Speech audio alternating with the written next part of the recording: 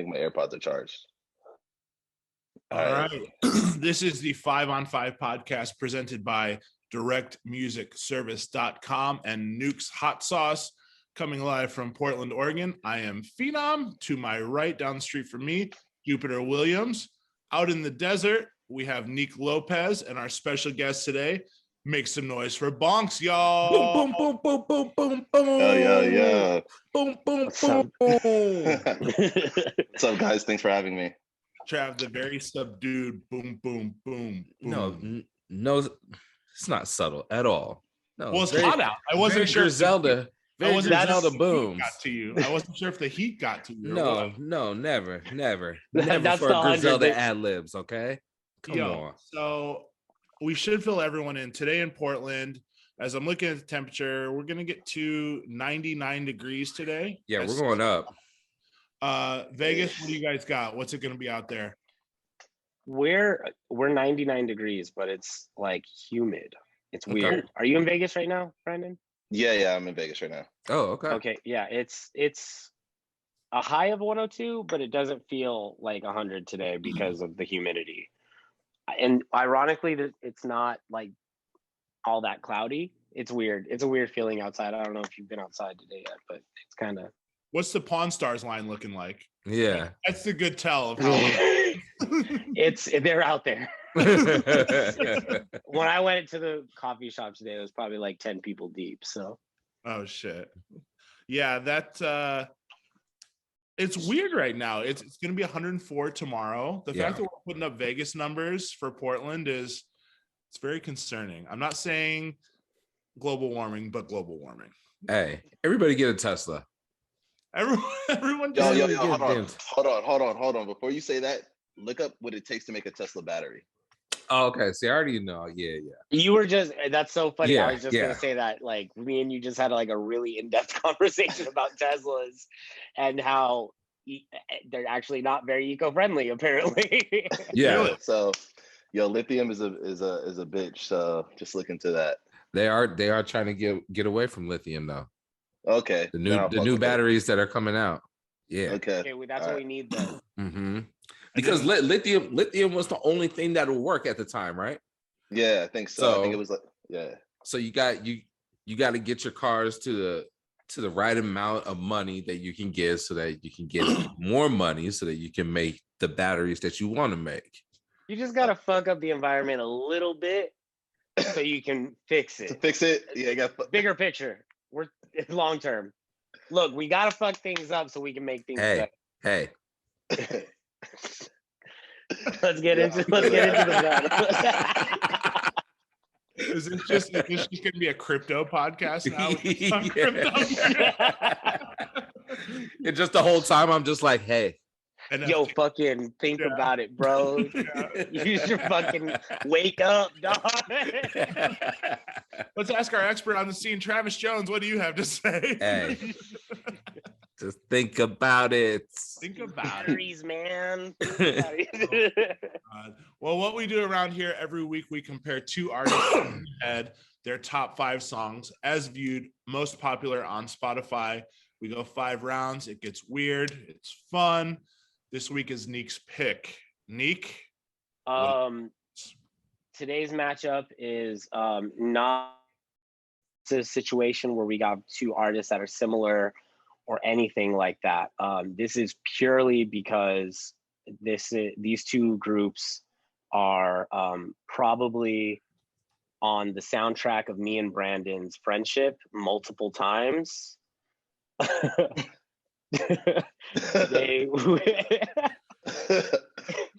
Today is the Whispers versus Egyptian Lover. Oh wow. Okay. Yeah, I do need it. Okay. You're right about this one. Yeah, I'll be doing research. So, I mean, as I'm writing it down, most of these songs everybody should know. But just so you know, Bonks, you're allowed to cheat if you got to pull up your phone and do a little like recon work. You're allowed to. Yeah, mute your audio because we can't have But you're round 4. You're switching up your round 4, aren't you? Yes, my round 4 I had to switch because it's radio version of a song that's already on there. So I had to go with number 6. Right. Okay.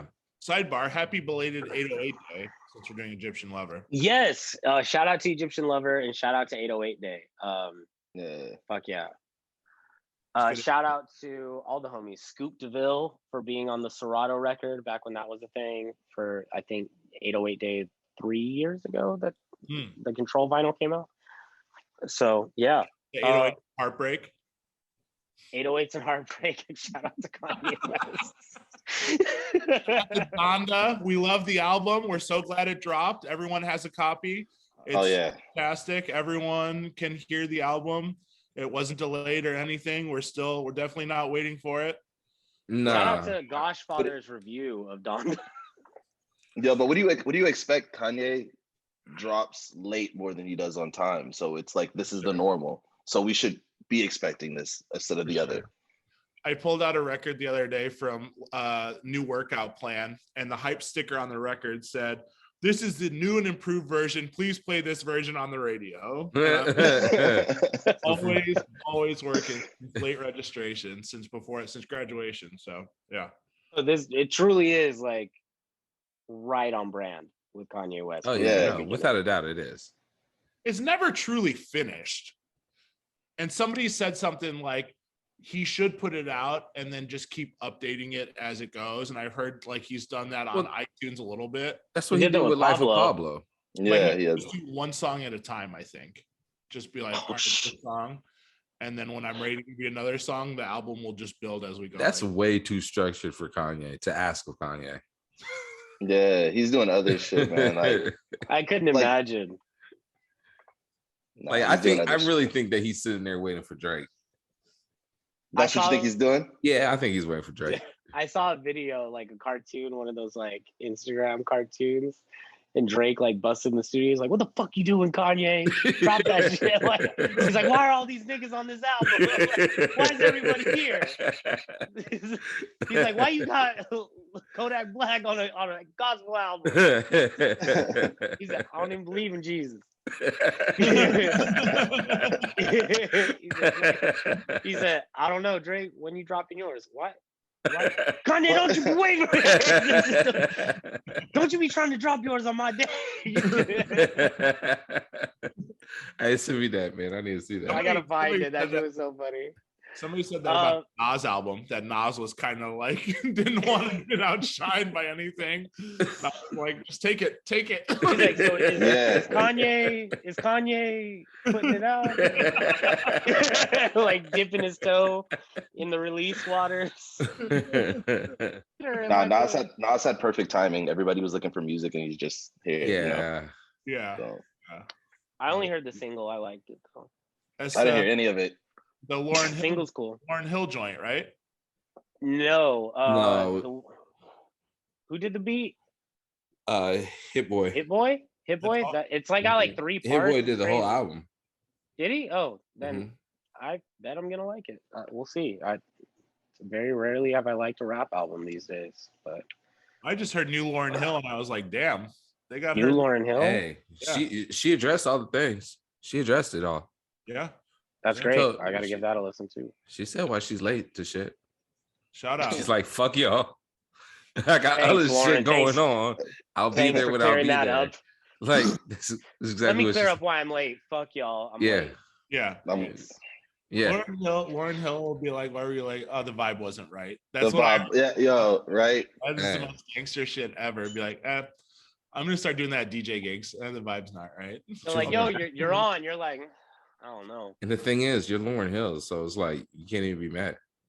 Nah, you just take it. You have to. Like I waited for 2 hours. Yeah, see, can't even be mad. Let's get into round one. Round one: Rocksteady versus Egypt. Bonks, you get to choose first. Ooh, that's a tough one. I might have to say Rocksteady. I feel like I might have to say that, bro. I feel like it's just a little bit. They're both great, but I feel like Rocksteady's just more digestible. It's more chill. You know, like it settles better with me if I will. You know what I mean? Yeah. Egyptian Lover, the thing with Egyptian Lover, I listen to him all the time and I think he's great. But then there becomes a point where it's like, something sounds like something, and I think like just out of that choice, I think Rocksteady's the better record for me. Right. Phenom. Rocksteady. It always works. It does. Always works. Like, it's just timeless and can keep the dance floor moving. So I'm right there with you. And Trav. You want to know why it always works? Why does it always work? Babyface at LA Reid. Let's go. Yes. Okay. Rocksteady. Yes. Rocksteady is fucking genius, bro. I think every time I see it, I didn't see the video till much later, and it was with Bonks. You don't see that video until you're an adult. Like, you never see that video throughout your childhood. Like, you find that video. I've actually never seen the video. I'm going to put it on right now. I've never seen it. Yo. It's the funniest video. What should we be looking for here as two men that have not seen the video? The Whispers Rocksteady. It's just the swag, bro. Like, the Whispers Rocksteady. It's just the swag. It's so bro. Simple. It's such a very storyline, but it's simple, but it's like a clear cut video with an objective. Yeah. These niggas are going somewhere. Let's go. Yeah, I don't want to give away too much. They are though. Yeah. The whole video is just them taking a stroll, bro. Hey, bro, man. it's like that's what I mean. It's just so like the video, the song, everything about Rocksteady is just so digestible. They kicking it's it. So easy to be on board with, like it's timeless. You want to know what's funny is like Hollywood has a real bad problem of lighting up black people. Okay. Yeah. And these niggas got it. And they at night. It's at night. Pitch black. Yeah. And they lit up. They just getting it and dancing on top of a rooftop. Yeah. Hey, that's what I'm watching right now. Like, hey. Yo, these guys got the 5 for 5 Brooks Brothers suits on. We got everyone outfitted. Honestly, it's that video and then another video that's later. Fuck a Jerry curl. Later, there's another video that you guys are gonna love too. And I think I initially got them confused. This one's great. Yeah, Rocksteady's the one at night, and then the other one. And then the other one is that's round 3. We'll get to there. Round 2. And the Beat Goes On by the Whispers, and Thrill, Did They Hear Me Calling by Egyptian Lover. Okay, hold on. I need to see the Egyptian Lover song. Yeah. I'm gonna say Thrill, bro. It's more fun. Thrill's fun. I mean, it's fun, bro. Like, and the beat, that's cool, but like, I'm gonna have to go with Egyptian Lover on this one. I don't get a vote because I'm calling it, but well, I've heard this song before. Yeah. Hey, Thrill's a dope song. Yeah. Egyptian Lover died. He's hard, bro. He's so hard. He's so hard. I honestly forgot about him, to be honest with you. Bro, it's like he's so good, bro. Like, imagine it's 93, 89 and 93, whatever, bro. Yeah. You're walking in a party and the DJ's slapping Egyptian Lover, and there's niggas just fucking in this. Like such a vibe, bro. Such a I feel it. Like I time travel every time I hear Egyptian Lover, bro. To be honest with you, this is a very good matchup, though. This is a very good matchup. They're kind of like same time, like 80s. Yeah. No. But like very different, like. Well, you can easily do an Egyptian Lover remix to Rocksteady. Yeah. Right. You know what I mean? Prevalent in the 80s. The Whispers are very polished, very top of the charts. Yeah. And at the time, Egyptian Lover's kind of the underground thing. He's the MF Doom of this time. That's what I mean. He's the MF Doom of New Jack Swing. Electro, like West Coast electro. This is pre-gangster rap. This is what gangsters are listening. Yeah, this is the shit. This is what became. This is what became NWA. Yeah, this is dope. So this is like gangsters were listening. Like you said, niggas were at the house party popping. Yeah, so it's like you got that going on. Like Egyptian Lover's playing in the background. There's a nigga in the living room popping. There's people dancing. There's a shooting outside. Somebody's getting shot at. In LA, like it's everybody's in leather. Yeah, everyone's in. Yo, this just came out last year. Yeah, so that's what we were gonna say. Wait a minute, what? Yeah, This so remix Stone's Throw came out last year. Yes, he signed a Stone's Throw Throw. re-signed Egyptian Lover and started just putting out new music, but he's doing the same thing. Like nothing's changed. The Oh. gear is the same. Everything is the same. Wow. Egyptian Lover is that guy. Like that's why I don't know how or when we became super fanatics for him. I think it was like a joke, and it just became like something that we were like, wait, no, like we genuinely love. Egyptian like even Lover, when we lived together, like we. Yo, this came out this year, the June 8th, 2021. Okay, never mind. Yeah, this is great. Yo, yeah, Thrill's the new one. This is dope. This is like if Prince just kept making shit like Erotic City his entire career. Yeah, exactly. Just stopped there and just kept and stayed in that lane. Yeah, like yo, here's more of that, and people would just be like, yo, what? It's like he's a time traveler. Like he literally just like stepped out of a vortex and is like, yo, I'm on the same shit. I dress the same. I DJ the same. like nothing's changed. Like he's completely been in a time capsule.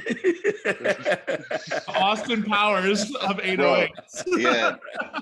Yeah, dude.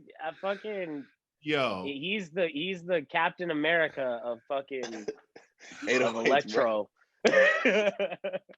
That's everybody crazy. Evolved. We got Chromeo. It's kind of electro, but it's new. No, Egyptian Lover is electro, bro. Man. So coming into it, I hadn't heard Thrill, and I was fully gonna go And the Beat Goes On because Will Smith, Miami. I just bite it. The look, I don't light it. But I see what you did there. I see what you did there. Were those Nas's lines? Were those Nas's lines? Oh. Shout out. Having heard this and knowing that this came out 2 months ago on June 8th, I am now voting for Egyptian Lover. Yeah, the song's fire. Yeah, bro, you guys gotta watch. I might be an Egyptian Lover fan, man. Yo, you gotta watch the Boiler Room sets after this, bro. It's like you're watching it and you're like, what's going on? Like the way he's playing, like everything he's doing, you're like, what's going on? Like, is he aware that we're like in the 21st century? Like just scratching obnoxiously, fucking looping shit obnoxiously, like, bro, it's like but it's so entertaining still. It's like, this is great, man. Like he's an anomaly for sure. This is wild. And he's playing vinyl most of the time, right? Like he's playing songs and remember he was like playing the record backwards, like manually while scratching on this hand, but like an 80s scratch, I go wait, but like playing this song backwards, like manually with his hand. Oh, how old is this guy? Oh, like he's old. Like no, he's in his 60s. I say he's like 50s, 60s, 50s, 60s, 50, like mid 50s maybe. Yeah, he's old. He's not young. He was popping, and that's him. This is like who Khaled wanted to be like, and then Khaled was like, "Yo, let me take this gimmick route." Bro, dude, Egyptian Lover is just him. That's him, bro. That's him, bro. His name fits him perfectly. I'm watching his Boiler Room set right now. All right, this is the big round. Wait, Travis, did you go Egyptian Lover? Was that a sweep? I'm gonna Egyptian Lover. That was a sweep. Sweep. Okay. Round 3. This is a hard one for me. Keep on Loving Me. That's the video. That's the video. That's the stroll. Yeah. Keep on Loving Me versus I Cry, Night After Night. Well, I'm watching him play I Cry right now. Fuck. I Cry is sick, bro. That's a newer one too. Mm-hmm. Is it really? I might have to go Keep on Loving Me, bro. Just that video is so great. I Cry. I Cry is an old one. That's off. Okay. Egypt. I have that one. I have that record. Egyptian. Hey, I'm telling you, man. Egyptian Lover is the MF Doom of New Jack Swing. No, of electro. Bro, like I'm going New Jack Swing, man. is it New Jack? Does it feel New Jacky to you? It does. Because it's pre-New Jack. It's 80s, bro. It's like pre-New Jack, and also it's from another side of the country. Like New Jack is from like, Teddy Riley in Virginia and more of like the East Coast style. Yeah. Where this is like very, very LA. Like This is Los Angeles. This is like the style, the Yeah. sound, what was going on. Ice-T. Yeah, this is very, Full very, very force. LA. I just feel like when I hear New Jack Swing, I just automatically go to like house party feels. And house party feels is this Egyptian Lover feel to me also. You know what I mean? Yeah, I don't think you're wrong. I feel like No. they definitely would be in the same party. Mm-hmm. Like, you know what? That's what I mean. It's in the same party. So this is the party I get from Egyptian Lover. I get like a party that they walk through in like Menace to Society would be playing the Egyptian Lover. Yes. Right. Not versus like House Party is playing Bobby Brown. Yes. Or Like I feel like New Edition. I definitely feel like a more dangerous crowd listen to Egyptian Lover than like the House Party crowd or the New Jack Swing crowd, for sure. Fair. Yes. I that's my feelings too. I just hear it at the same party, man. Maybe I'm just on the weird New Jack Swing. Maybe I'm on like a Keith Sweat line where I'm just like an R&B dude, but will still bust your ass though. You know what I mean? Yeah. Bro, you gotta play them back to back. You gotta play New Jack Swing and then Egyptian Lover back to back, and just see like at a show, just see the reaction. You know, like and that's what put me in the mindset, because I heard I Cry next to Keep On Loving Me, and I heard the elements of both of them. Electro to me is so like minimal. It's kind of tech, where it's drums, synth, and that's it. There's no like right. And then New Jack Swing is just a little bit more of that, a little bit more of the drum and synths.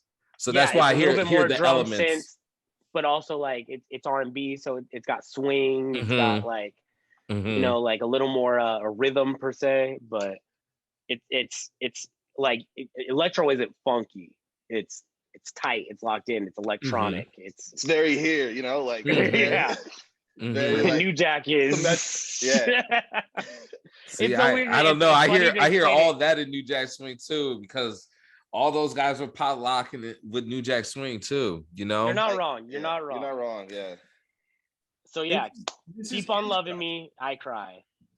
This is interesting, man, because Egyptian Lover has definitely always been one of those artists where I was like, I'm gonna listen to more. I need to do more research. I always see the name. I'm always like, it's like Sonic Youth. Everyone always talks about Sonic Youth, and you're like, man, I don't really know shit about Sonic Youth, you know? So yeah. I'm going to do a little more research on Egyptian Lover. This shit's dope. It's super dope. And I think growing up in the Midwest, living in the Midwest, just didn't come across it. It was just not a thing that was being played at the parties. With that being said, that bass line on Keep On Loving Me from the Whispers, come on, man. And those little keys in the beginning, yeah, I'm going Whispers on this one. Yeah, I'm Whispers for sure. This is sick. Paired with the video, it's like a kill, bro. It's just like done. Like the video, the song is done. Have y'all seen the Keep On Loving Me video? No, I'm about to put it on right now. That's the one, bro. That's the one. That's like, yo, the Whispers Keep On Loving Me. You're gonna watch this video and you're gonna be like, yo, I need to go hang out with my niggas right now. Where are my niggas? Yes. Oh, wait a minute. Okay, I'll see this video. You need to get the whole squad, and nigga, you walk. We had this video playing on our Motown Monday. Yes, it's just they're just walking. They're going somewhere, and then they get somewhere. Hey, that's the video. Hey. Oh, they made this a meme. This is already Yeah.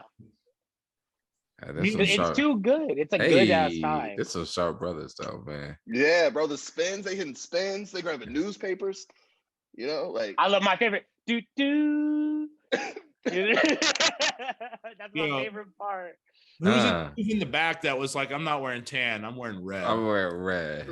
He said, nah, I know we're doing the thing, but and he's really getting it too in the back. Yeah. There. Yo, I don't know. I wish I would, because music videos back then were very like simple. Yeah. One shot, one place. Suits, man. Rock, Michael Jackson, Rock With You. You stand there, we're filming you. Or they're like more of like them on a stage. Like these guys are in front of a financial, financial like the Rocksteady video. Lunchtime. The Whisper said, look, we're doing a one shot. I hear you, but we're not standing still. We're taking a walk. They said we got Look at that that, dude. bro. That's the dude. Look at that. Man. Like, come on, bro. He said, "You got to be out of your mind if you think I'm like canon in this video." I think I'm matching you guys. We already have twins in the group. I'm not matching you guys. You know, my man just saw the Eddie Murphy stand up, and he was like, "I'm going red, bright ass red." They said, "Let's go to the financial district and film." Right there outside, like a Wells Fargo. Yeah. They just did the withdrawal to pay the director, and they're just like, "Yo, we're just gonna do it here." Yeah, right. We got good lighting. Him. He's like, "So when we got everybody here, the camera guys here."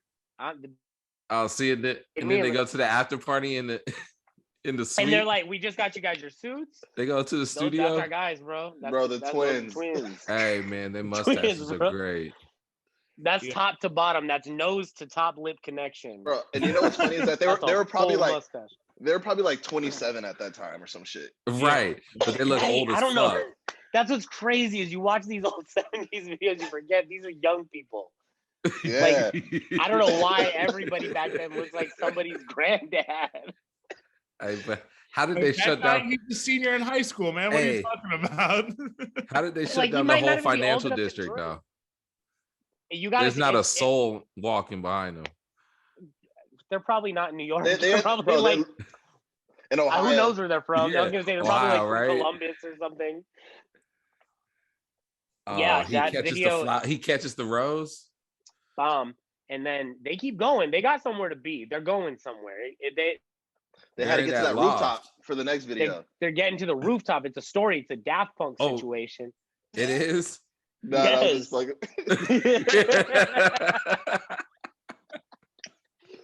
I'm watching these out of order, man. Come on. No, but they get somewhere. Speaking of cinematic universes, might as well, yes. I mean, might as well, right? Might as well. Perfect.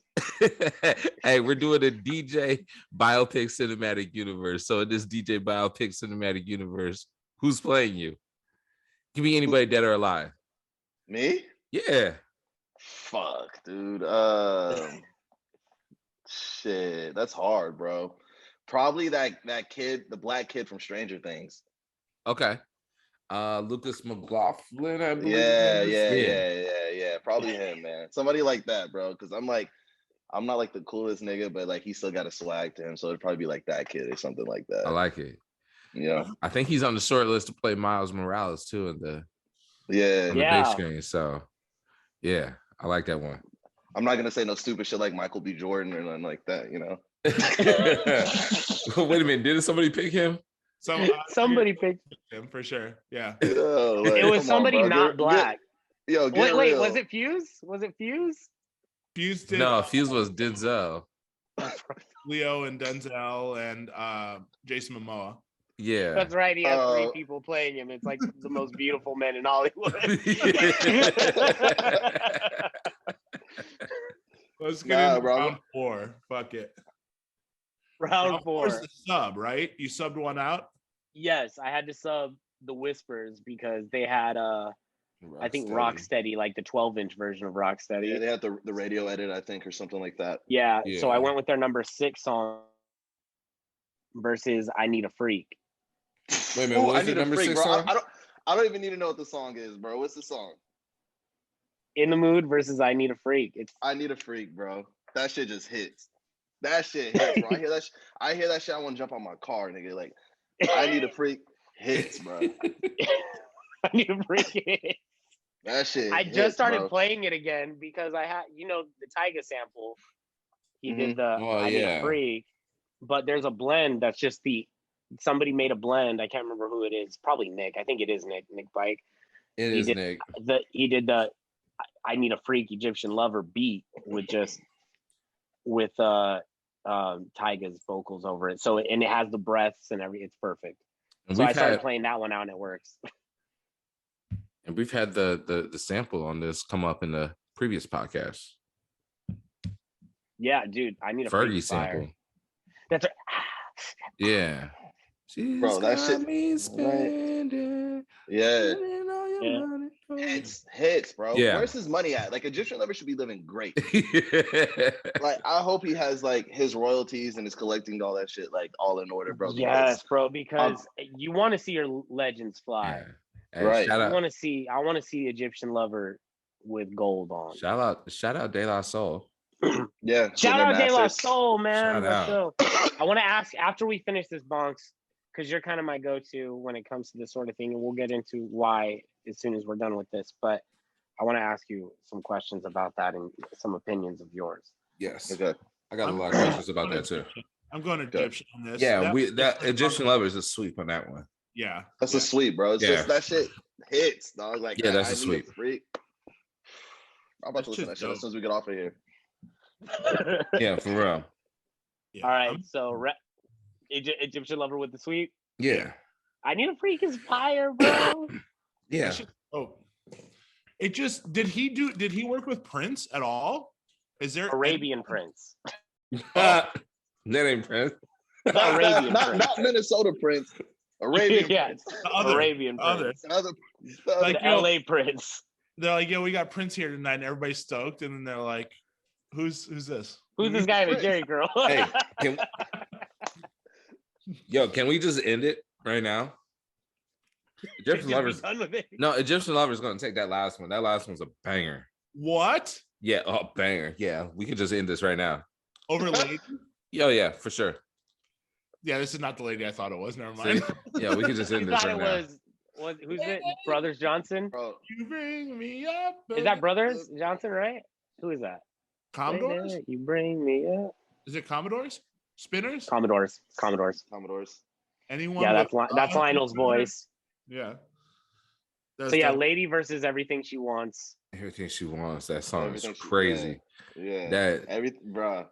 He just goes so hard, bro. Yeah. Like I need my man's back, like in full effect, bro. We need Egyptian Lover back. We need Egyptian Lover at IU. But okay, so tell me the difference. So because you guys are so well versed in Egyptian Lover, what's the difference between that last song? What was that last song?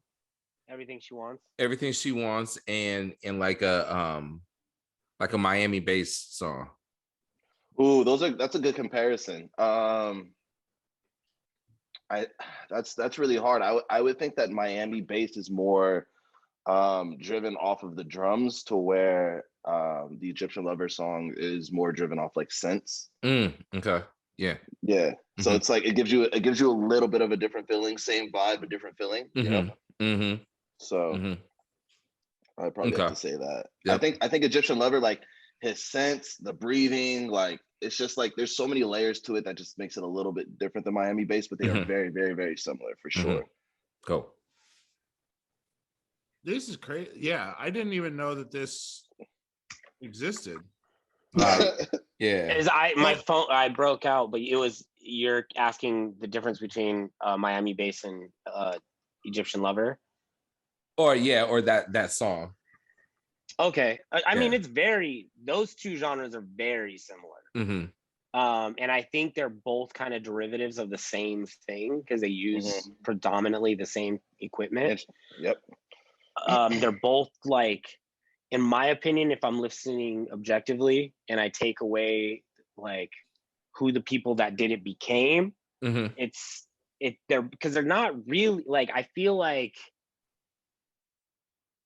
even though it's fast, leans more hip hop music versus electro, and like Everything She Wants leans more like techno.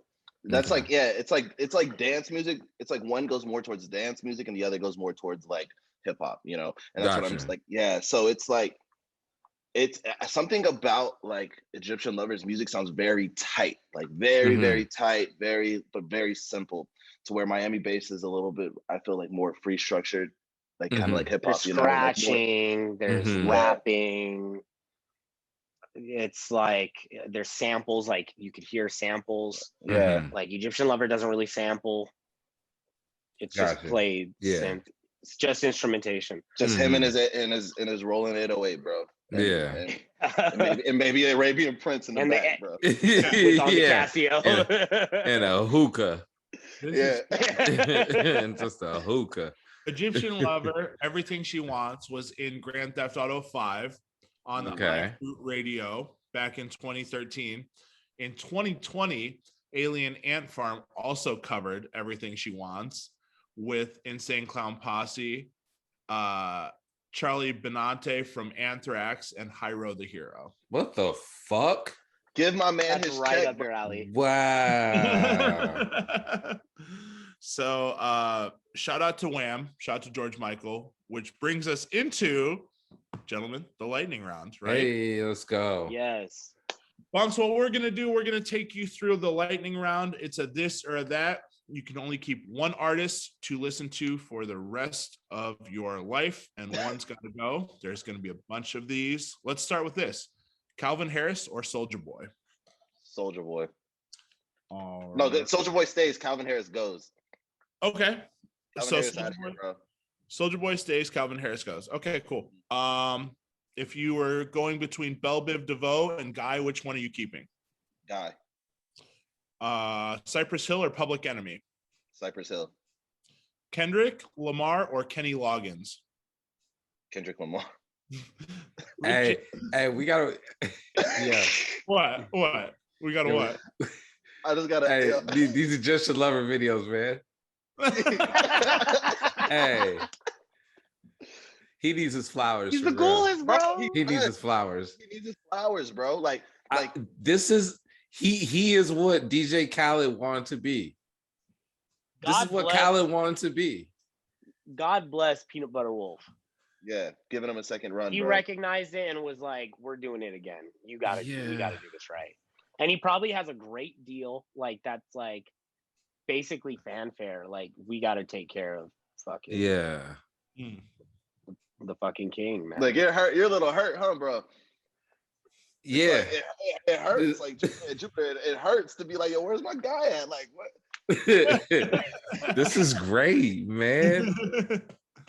Like I feel, hey, I understand why it took me so long. Why it took me so long to appreciate. Yo. Rick James or Childish Yeah, Gambino? keep going. I'm just going. Right here. Rick James. Beastie Boys or Run DMC? Beastie Boys. Steely Dan or Gangstar?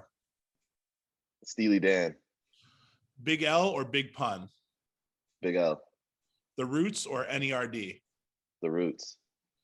Das Effects or Fushnikins? That's effects. It's the same shit. Diddy or Rick Ross? You said who? Diddy Who was it? Rick Ross. Rick Ross. Diddy can go, bro. He just be dancing anyways.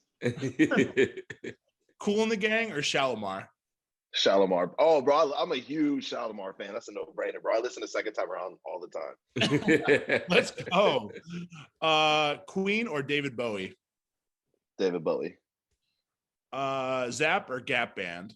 Zap. Clips or Mobb Deep? Mobb Deep. Okay. Weekend or Party Next Door? Party Next Door. Travis Scott or Future? Future. Kendrick or J. Cole? J. Cole. Okay. Drake or Dr. Dre? Drake, just because there's more to pick from. Okay. Trick Daddy or Gucci? Trick Daddy. Luda or Juvenile? Luda. Weezer or Blink? Weezer. Justin Timberlake or Usher? Justin Timberlake. AC/DC or Guns N' Roses? Guns N' Roses. Sade or Aaliyah? Sade. Boys to Men or Jodeci? Jodeci. Bee Gees or Fugees? Fugees. Ja Rule or Nelly? Ja Rule. Phil Collins or George Michael? Phil Collins. Yeah, Phil Collins. Okay. He wrote the Tarzan song. He did. Shout out. He did. Shout out. He wrote the fucking He did. Tarzan song, bro. What was it? And he got a song. You Were in with My Bonks. Life. Yeah. Yeah. Yo, Phil Collins did not have to go that hard on Tarzan, bro. Yeah, he went hard, man. Beatles or Beach Boys? shit. It's neither. Beatles. Beatles. Okay. Missy or Busta? You said Boosie or Busta? Missy or Busta? Ooh, Busta. Okay. NSYNC or Backstreet Boys? NSYNC. Tupac or Biggie? Biggie. Madonna or Britney Spears? Madonna. Prince or Michael Jackson? Prince. Mariah or Whitney? Mariah. Outkast or Hall & Oates? Outcast. All right. Damn, but they got Sarah Smile though. I don't know. Shit. Oh, here we go. I'm gonna go Yo, out. have And you we seen- almost got through that very cleanly. Almost. Yeah. Almost. Up until the very end. So final answer, Bonks, have you- Outkast or Hall & Oates? Outcast. Okay. Stick with it. Lock it in. Have you seen Mumbles do his NSYNC choreography in person? Oh, No. what? The other day, like maybe not the other day, maybe like a few months ago, Mumbles was at my house, and we know that Mumbles is he was like a closeted NSYNC fan, like forever. And I don't know, one day we were just sitting here like going through like NSYNC. We went down a rabbit hole, me, him, and Sophia, our friend Sophia. He like was like, yeah, I know all these dances. We're like, what? He's like, yeah. And he literally, any song we put on that had like, he knew all the choreography, and he did it like max effort. In my living room. Like you, Mumbles, He's a he big still got it. Yes, Mumbles. Yeah, we were all roommates, so we're all in the same breaking crew. We all lived together for like years. Like I think we lived together for like 6 years. Okay. Okay. So that he's the third amigo. Yeah. Okay. So you three are the three amigos on this. Brandon, let me ask you this. Give me your top 3 B-boy songs that you never want to hear again. If it comes on, you're like, oh, here we go again. The Mexican. What's that R2D2 song? That do do do do do do do do do do do. What is that shit? That's RJD2. Organ whatever. Donor. Or Organ Donor. That was Never want to Organ hear. Donor by Shadow. Never- DJ Shadow. DJ Shadow. Never want to hear it again, bro. And I know this sounds fucked up, but I don't want to hear It's Just Begun. I don't want to hear that shit. Okay. That's Me- fine. He's like, I'll second all that. I don't want to hear the I'll say Mexican. I love the Mexican still. Nah, bro. The Mexican. I I'm don't like, wanna come on, hear- dog. I will put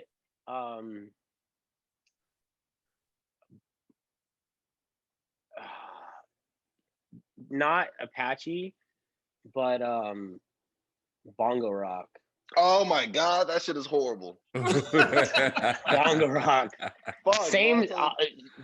So DJ Shadow, organ donor. Organ Donor. Yeah, you got an organ donor. Yeah, no. Yeah, that organ donor can go. What was the other one? Not the Mexican, because I like the Mexican, but It's Just Begun. Bongo Rock. Bongo Bro, it's Rock sucks. It's so funny because Organ Donor will come on and there will be a nigga like somewhere at the jam that's like, I'm finna fuck it up. And it's like, bro, you non-dancing ass motherfucker, bro. Like, how do you feel this? Like, bro, you always have the dude that's hype off of that. And it's just like, I don't get the connection. Like, what do you like? I wish I heard it like you, bro. Yeah. I wish I had it like He said, I need another set of ears. This isn't doing it for me.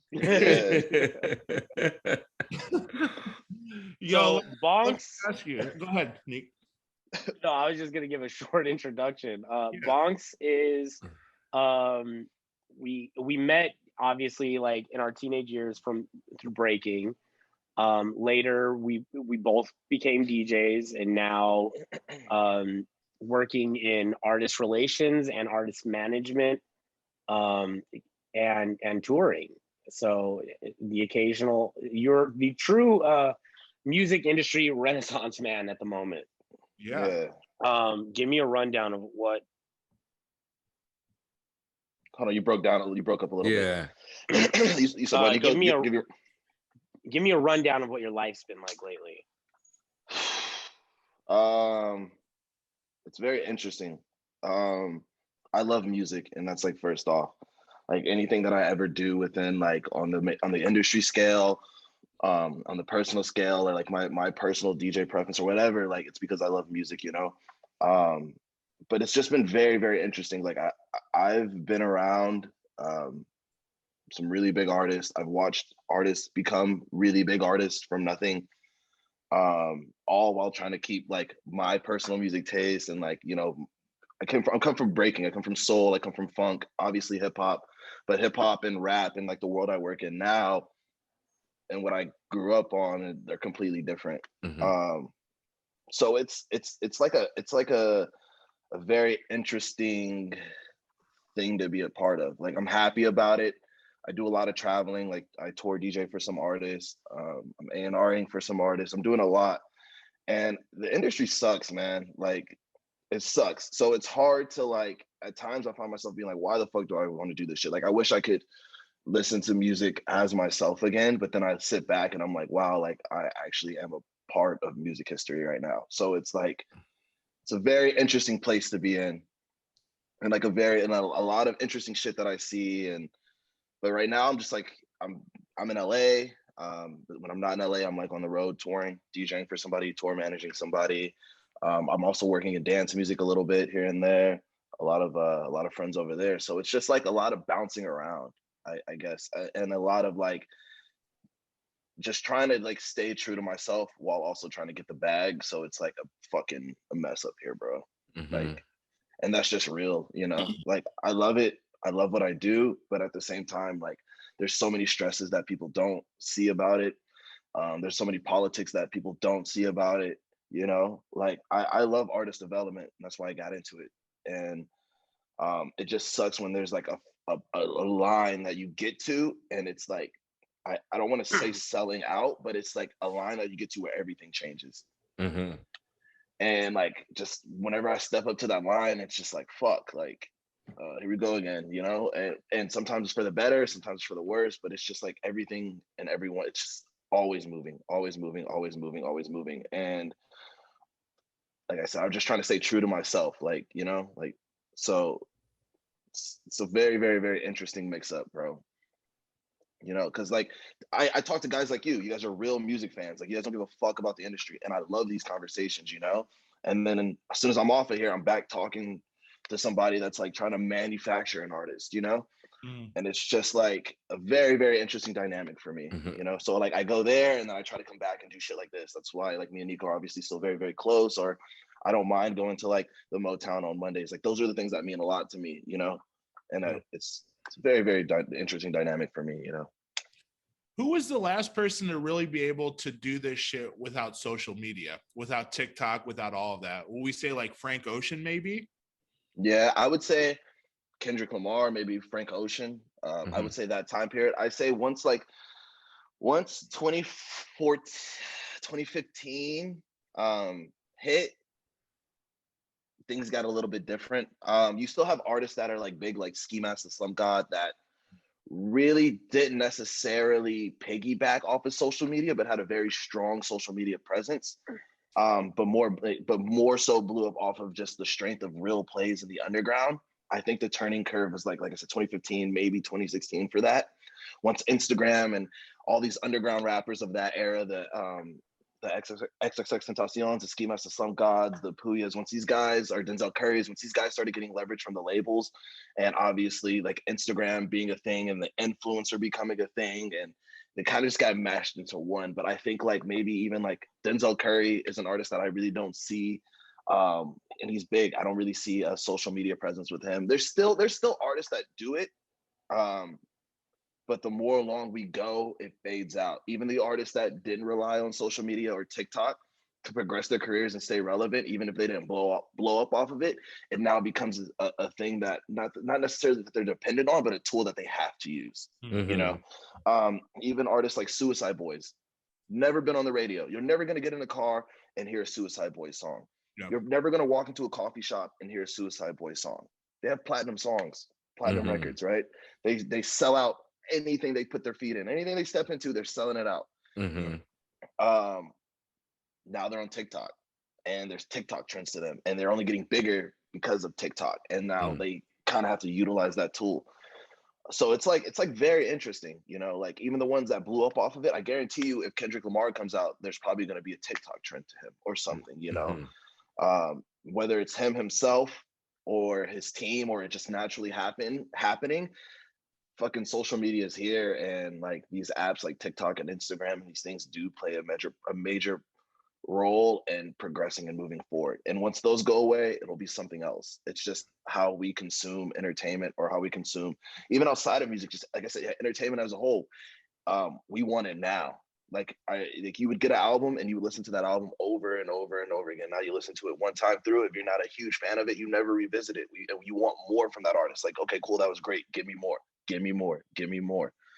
We just consume shit so fast. So unfortunately, because of how like we've trained ourselves, it's these apps are a very intricate part of moving shit. What's your? Go ahead, Colin. On the flip side of things, as a DJ, you can't survive without it. Exactly. Like who was the last DJ to not have to use social media and like packed out every night? Like, you know, like it doesn't exist. Yeah. And that's also a thing that I deal with is that I'm a DJ. Like I do all this shit behind the scenes, whether it's A&R, managing, whatever. I'm a DJ and I have to play the fucking social media game and I hate it. Like I hate it because like you said, when's the last time a DJ has like blew up without using it? It's probably been like 10 years, you know, maybe like who? Like can you name someone? It's probably been like the only one I could ever think of, and I think we've talked about it before, to not have a track out that blew the fuck up would have been Z-Trip. That's like, maybe, you know, and then he's put out music since then, of course, but like, off sheer AM, AM, you know, and those guys were like, it was like, look what they're doing in the club, and it was a word of mouth thing still. Nowadays, though, it's not really possible. It's not, bro. Even for like the smallest DJ, you need a cameraman. You need somebody to recap your footage because you have to post it. You need to let people know that, yo, I am active. Like I'm in these streets, like I'm playing music. And it's like, it's a very, very interesting thing because it's like as a DJ, your career comes off of the artist, right? We play artists' music. We play the music that they provide for us, whether we remix it, just play it straight up, whatever, it's coming from another source. So if they have to play the game, we got to play the game. And that's just what it is, you know. Like you can be the illest person, and I also feel like that's kind of like stunted my growth as a DJ, is that I never wanted to do that. Like I don't really play gigs out here. I don't play in the club out here. I think I played in the club like once or twice. Like I don't do shit. I'm more on the road, like with the artist, touring, you know, like shit like that. But when it comes to like residencies and shit like that, if I posted everything I do, bro, I'd probably be playing at a major club. But it's just not in me, you know. And so when I get around like younger DJs, I tell them, I'm like, oh, you got to take advantage of all of it. Everything you go to, every place you play, like you need to post it. You need to take advantage of it. You need to have your own fans, because that's what's going to stop you from either DJing for an artist or just being a flunky and having your own shit. You know what I'm saying? Like you got to create your own brand as a DJ. And when you're around like the artists that are supplying you the music, like you got to take advantage of it. And I just really didn't do that. Like I was just there and I was just doing what I was supposed to do and chilling and like just building these genuine relationships. But I think it sucks. It's just very, it's like, it sucks. You know what I mean? Like it just, the talent is 20% of it. You know what I mean? There could be a kid that's whack, trash, pre-recorded set, doesn't matter. If it's social media presence, okay, he can go get a fucking $10,000 gig somewhere, you know, a $5,000 gig somewhere, like at a club or whatever, you know, that shit exists. So it's like, you have to play the game. Yeah. There's those guys with like the dude that wears the mask on TikTok that's not really DJing and all of that shit like that. It's just like, it's not even about the music, you know, like it's not about filling it's about TikTok at this point, you know. It's like you said, it's like that makes a dope TikTok account. He's wearing a mask. He's making these mashups, which mashups are the biggest thing since sliced bread right now. Yeah. In the club, that's Dude, what. Shout out Girl Talk. Like, where the fuck is Girl Talk? Like this guy was doing mashups forever and nobody cares, you know, like Right. he's gone. He's like in the abyss, What you the know. fuck? He's gone. Yeah. What So the fuck is Girl Talk? But he's been doing tracks with Freeway. He's got I think he has a full album with Freeway actually. really, That's right. We talked about this on the last time we talked about Girl Talk. You brought this up. It always goes back because that's like all I really know right now. That's all I know. Yeah. He put out a track last year with Wiz Khalifa, Big Crit. Oh yeah. Yeah. And Currency. Smoke Dizzle. But who heard it? Nobody. I didn't hear it. Yeah. No, He's yeah. on tour, one, bro. He's on. He tour, was on I tour. guess. He was on tour. He was supposed to come here. I think tickets were $50 a pop. So he's still getting the bag. Tour rescheduled. Doing his little thing. He's pop, but he should be huge right now. He should be. Girl Talk should be gigantic. Right. Damn, 10 years ago today is a recent post. That album came out 10 years ago. Bro, I was slapping that shit. You know? That was a huge time. What you said, mashups are huge, bro. Mashups are one of the TikTok formulas to driving up a song.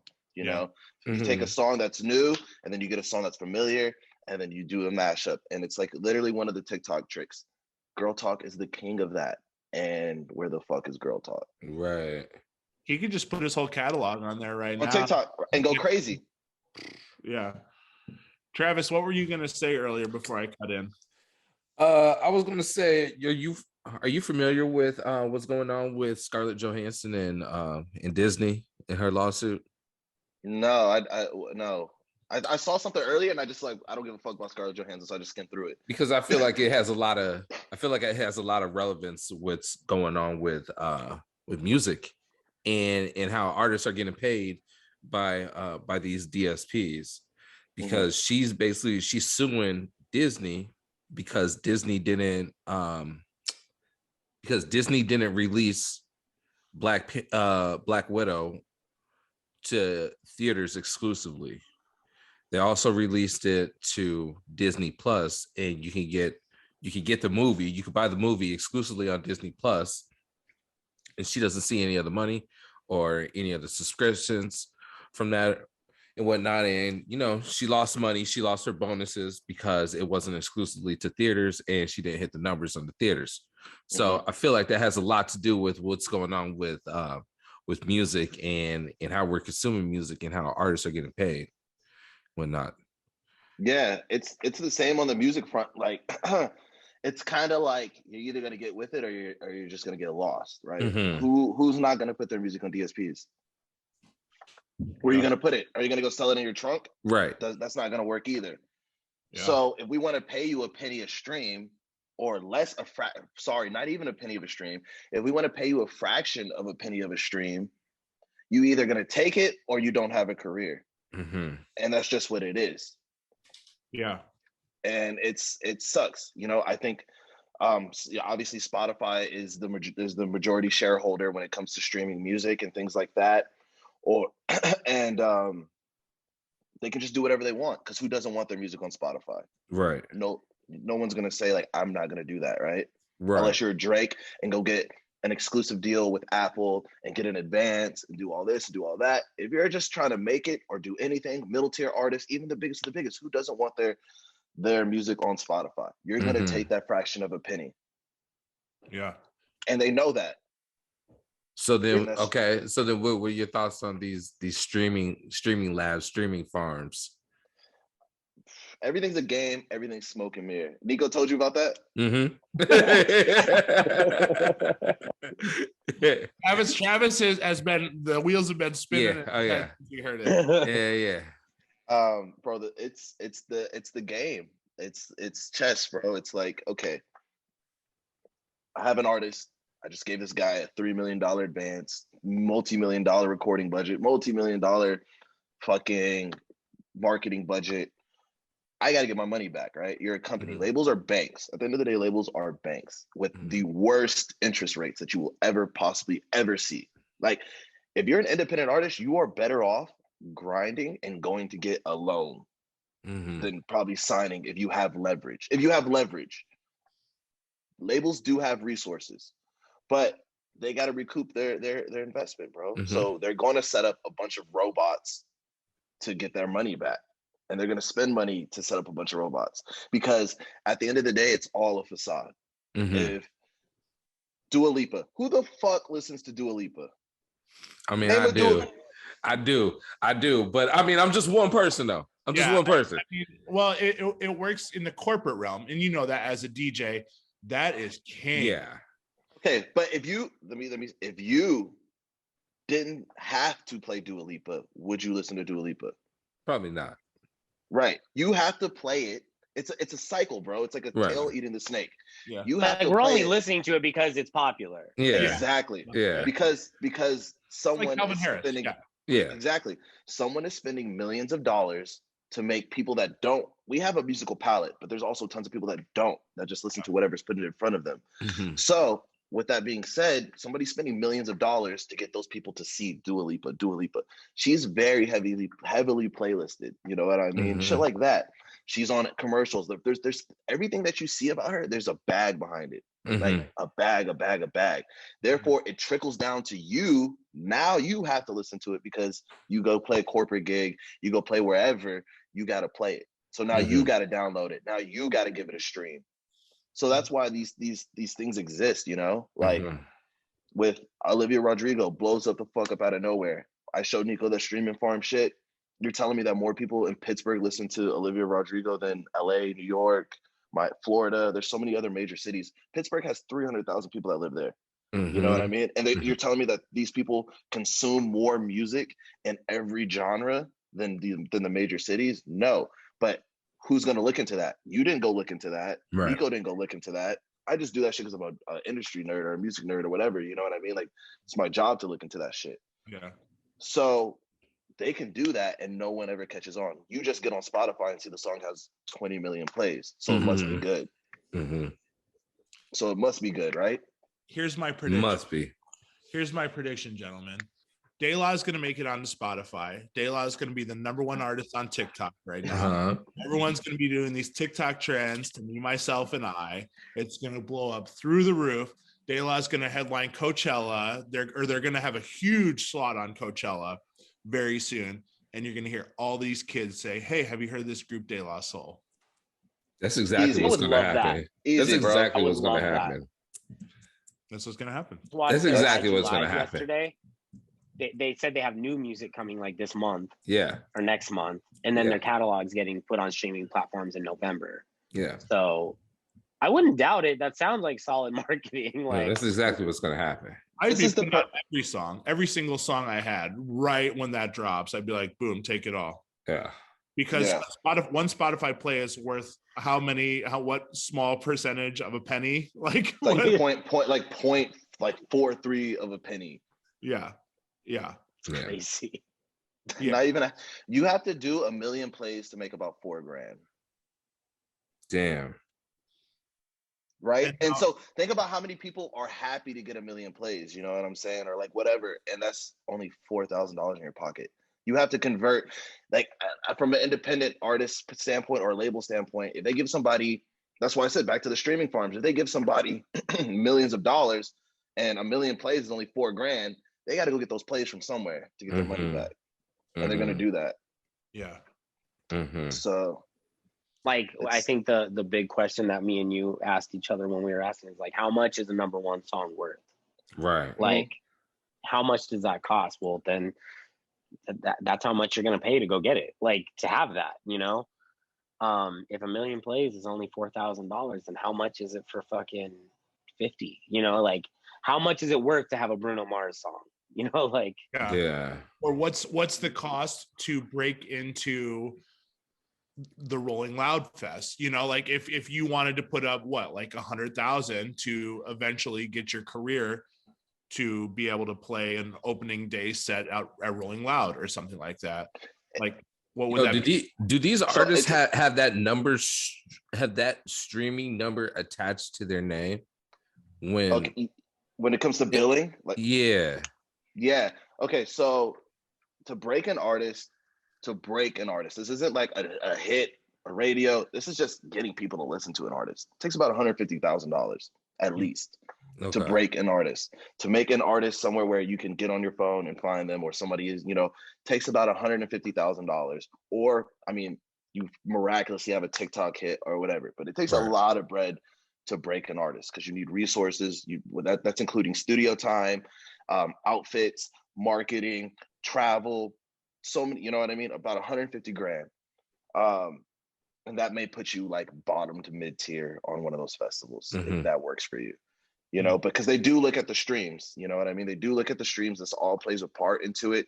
Even if the streams are fake, it's just all smoke and mirrors. You know what I mean? Whatever looks good on paper, whatever looks good on paper, no matter what the reality of the situation is, how it happened, what it took to make it happen, how much money it took to make it happen. It's just like, we're just going to do whatever looks good on paper. But then you have artists that get on these festivals that have, these fluffed plays and things like that can't do hard tickets. They can't do their own tour.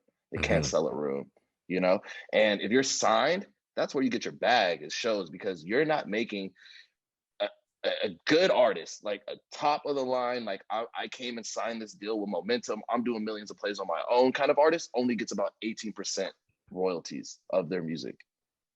And that's after recoupment. The more bottom tier guys are seeing about 12, 13, you know what I mean? So you got to pay back this money, and then you only get 12% of your money after that. So you got to go do shows, bro. You want to make a living, you got to go do shows. So it can backfire. Like you have, not to bash her, but you have Coi Leray. I don't know if you're familiar with her. She's up. She has a platinum song with Lil Durk. Her numbers look great. On paper, she looks great. She goes to a festival, no one wants to interact with her because these plays are coming from somewhere, whether it's a trend, whether it's a machine, whatever. I don't know what her situation is, but she cannot sell hard tickets because she's a double XL freshman. She's playing major festivals. She has a platinum song. At that rate, you should be able to do your own tour. You can't. There's tons of artists like that. So the crowd looked ice cold in that video too. At Rolling Loud, the crowd at Rolling Loud looked still ice cold. So it's like for the label's benefit for her to look good on paper, but is it really for the artist's benefit? Because at the end of the day, that's where she's going to get her money: merch, touring, auxiliaries or whatever the fuck, is where she's going to get her fucking money from. And so it's like, if it doesn't catch, you could be in a fucking weird middle spot where you're broke before you know it and you owe somebody a lot of music. So it's like, it's very, very like Wild Westy right now, if you will, because everyone's looking for a big TikTok hit, because if you go up on TikTok, that builds you more towards the natural organic plays where you're not buying plays, you're not doing a little other tricks and shit like that. But also that is a double-edged sword, because trends are trends and trends go away. So if you can't maneuver, capitalize, pivot on that trend while you are making legitimate money off of legitimate streams, you can easily end up back in the toilet, or you can go the other way and go up. So it's literally a gamble. It's like every artist is like a slot machine, bro. 1 in 100 signed artists actually make it. Damn. I want you to weigh in on this pivot that Lil Dicky did, because it is a full-blown pivot now for Dave. Like, he has garnered way more attention, I think, than his music has ever brought him with this TV show. And I want you to weigh in, and I want to hear your thoughts on it. Genius. Yeah. Genius. If I'm Lil Dicky, I'm doing the same thing. He's a Jewish kid, like, you know what I'm saying? Like, and this is just what it is, bro. The biggest rapper in the world is a white guy. The biggest artist in the world is a white guy. White guys, white men will always be on top in entertainment and everything. Like, it's just, whether it's nepotism, whatever, white people are just more digestible, right? So cool. I'm gonna use this rap shit because it's always cute when the white guys rapping. It's always cool. It's always a great gimmick. I'm gonna get known over here, but I'm also very likable to where I'm gonna pivot out and do a TV show and fuck this shit. If I was him, I would have done the same thing, bro, because he's not gonna last forever as a rapper, because it was very gimmicky. It was very of a time, right? But he was presentable enough to get to that level to get the fuck out. And I would have done the same thing. Mm-hmm. People like him. He's personable, whether like industry people, everybody likes Dicky, bro. You know what I'm saying? Mm. Like Little Dirk can't go pivot and do a TV show, and he's bigger than Dicky ever was. Yeah. That is true. Imagine the Little Dirk show, bro. You know what I'm saying? I know, man. Just the episode of the home invasion. You know, bro, when it comes Bam. to and I've noticed this working in entertainment, bro. When it comes to Black people being on TV, they only want to see us doing negative shit, Mm-hmm. and that's just real. You know, Mhm. like you can be a poppin' rapper, you can be great at your craft, but when it comes to making a transition out of shit, we want to see you doing negative shit. So if you're gonna get a TV show, you're gonna be on Love and Hip Hop, arguing, Right. fighting, being Right. toxic, or you're gonna go do this gangster movie where you're killing somebody, Mhm. shooting somebody. Yeah. I would say maybe Childish Gambino and a few others were very, very, but he's also an actor. He was an actor Right. before a rapper. Right. He had his foot in that lane. But how many people make that transition to do something like from peer rapper to a fucking hit TV show where everyone loves you, everyone wants to watch it. You're getting so much fucking, you know, like ads and everything, bro. I see ads for a show all the time. Like that only works for certain kind of person, you know. And if I was Even him, I would have Ice Cube, like he's a family movie guy, but he's the same angry, pissed off person in every movie. He's the comically negative guy in every movie. Exactly. Yeah. Exactly. And it took him opening up his own production studio with DJ Pooh in order for that to even be a thing. Mm-hmm. Yeah. You know what I'm saying? So it's like if you don't have that mindset to like move like a Donald Glover or a Ice Cube, nobody's gonna hand it to you like they did Dicky. And that transition is not gonna be available to you. You know what I'm saying? Yeah. So that's just I would have done it too, bro. That's my take on it. I think he's genius for doing it, and I think it was a smarter move. I think that he has many seasons of Dave left, and I think he goes on to make a movie, and I think he makes a lot of money and he goes about his business. Yeah. Do you think he has the material for the album, or do you think this is pretty true to the show where he was like, yo, I just don't have the fucking song? Probably does. I don't know. I was never a fan of Dicky. Yeah. And I know that because of his show, people in music will now also fuck with him. So he can get the material done, whether it's hiring a writer, him doing it himself and it being mediocre and getting a big feature. If he really wants the material done, he has the resources to get the material done. Because they're just there for him. It's interesting. The only other person that's really done that, I would say, is Snoop, where Snoop was like, yo, fuck this. I'm just going to go back over here. You guys will still love me over here in this aspect. And Snoop is literally everywhere now, from the big commercial that we see. Listen. I need Snoop to call every single sporting game that I watch. Snoop has become like the Shaq. Like he's like in the Shaq, where he's just like, I'm just gonna dabble in everything, and he's chilling. But how long did that take? It take for him to get there. Yeah, it took a while. It's Snoop a lot of co-signing from Martha Stewart. Yeah. He had to go exactly. He had to go fuck with an old white lady to make him likable. Because before that, what was he doing? He was doing movies like Bone Collector or Bonks or whatever the fuck it was called. He was doing shit like that. He was like, you know what I'm saying? But he went and go fuck with this old white lady. Murder case. Exactly. Yeah. And there it is. There's the door. Yeah. Now he's on daytime television. He's doing whatever. And he did that late in his career. There was no time. There was no way 25, 30-year-old Snoop was doing that, bro. There's no way. If Martha Stewart didn't go to prison and they had a fucking common ground, I don't think Snoop would be doing the shit that he's doing. Yeah. Yeah. How successful was Doggy Fizzle Televizzle? Did you watch that? Oh, I remember that. No, people forget. Oh, man, I remember that. Oh, man, you took me out. Wow. Shout out MTV. It went away, bro. It didn't go into syndication. Look who's on MTV. It's literally like not the same format of ridiculousness, but the same energy. You know what I mean? That show could have had more seasons. It was like Chappelle. It was a sketch comedy show, bro. It could have had more seasons. It could have been bigger. It could have been everything. But it's like, come on, bro. Like, nah, we had enough of this, and we're gonna go put Travis Pastrana on the TV instead, bro. Thanks. You know? Yeah. Television. Holy Bro, shit. that shit was great. That shit was great. I am gonna be watching all week. I completely forgot about that. I think Tupac would have probably been on that trajectory with him breaking out into movies and shit, where he could have just did. Tupac was. He Yeah. was He on was. that. He He was on that was. trajectory, and he would have been that one.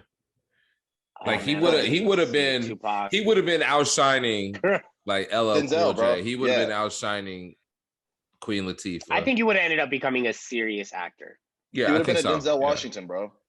Yeah. I could see that. I could see. I would hate for it to be cheesy and go like Snoop Dogg route, where he's just like a household funny guy. I don't think. I think he would end up becoming like a serious actor and leaving rap music. And if his music was always kind of serious too. I think he really would have been one of those people who could put his hands in both and been good at both. Yeah, Yeah. but there's very, very little. That's not. That's And look how not big- a like a. That's not That's like a. That's not. There's not a big pool of people who could do that. That's a 1 in 20 years, 25 years kind of talent or person, or you know what I'm saying? So like you have Yeah. him, and then who else transitioned big into movies that's a rapper? Ludacris. You know what I'm saying? Chris. So Yeah. like that's like a very once in a generation thing, bro. You don't name many hip hop artists or rappers, especially black ones, that make a big transition into Hollywood in a positive light or in a serious, where like this guy got it kind of role. You're either a killer, the comedy source, the comedy relief, or Or like you know a what I mean? reality TV jackass. Or reality TV jackass, bro.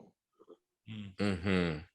And that's just the reality of it. So it's just like very interesting. Like everything goes together, whether it's film, music, whatever. Like entertainment is entertainment, and at some point they overlap, and you run into opportunities to do one or the other and shit like that. And it's just like you got to understand that if I was Dicky, bro, I would have done it. If I was, Childish Gambino, I would have fucking done it. When's the last time we heard a Childish Gambino song? But we got 2 seasons of Atlanta, and it's great. I would have done it too, because it's just like, if you can do it, because it doesn't happen for everybody. More for Dicky and like people like that, but especially like on the Childish Gambino side, or like even with Tupac was around, or even Snoop, bro, they gotta do it because it doesn't happen for a lot of us. Yeah. It's crazy. So, I feel like Travis Scott's definitely going to do something where he's going to be like, all right, I need to have my hands in everything. There's the Cactus Jack movie coming out. He's got the drinks. He's got his own deal at McDonald's. He's got the shoes. Yeah. shoes. Bro, he's great at brand partnership. He's great when it comes to brand partnerships. Kanye's his mentor.